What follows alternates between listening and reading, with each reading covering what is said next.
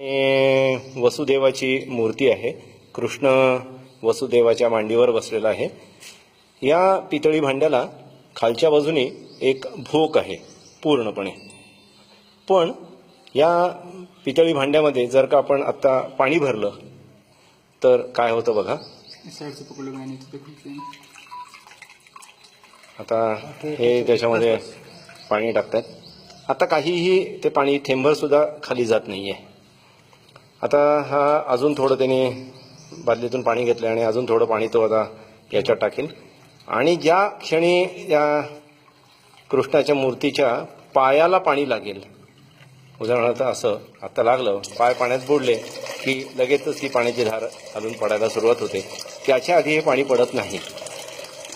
आणि आता हे पाणी जरी त्या पायाच्या पातळीच्या खाली गेलं तरी सुद्धा हे पाणी थांबत नाही. आता पूर्ण भांड रिकामं होईल तोपर्यंत हे सगळं पाणी आहे तसंच पडत राहील.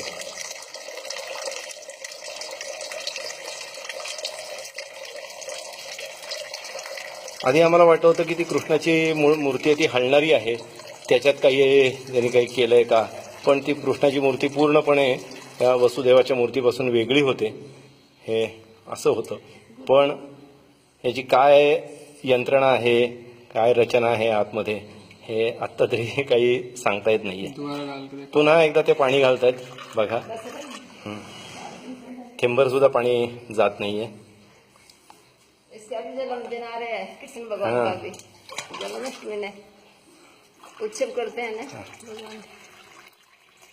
अजूनही पाणी पायाला लागलं रे लागलं की पाणी पडायला सुरुवात होते. आणि आपल्याला असं वाटेल की पायाच्या पातळीच्या खाली गेलं पाणी की ते थांबेल. पण आता तसं होत नाही. आता हे पाणी पूर्ण संपल्यानंतरच, भांड रिकामं झाल्यानंतरच ही धार पाण्याची जी आहे ती थांबेल.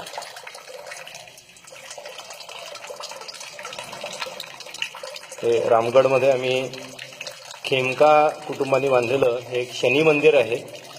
पूर्ण बेल्जियम ग्लासवर्क इथे आहे.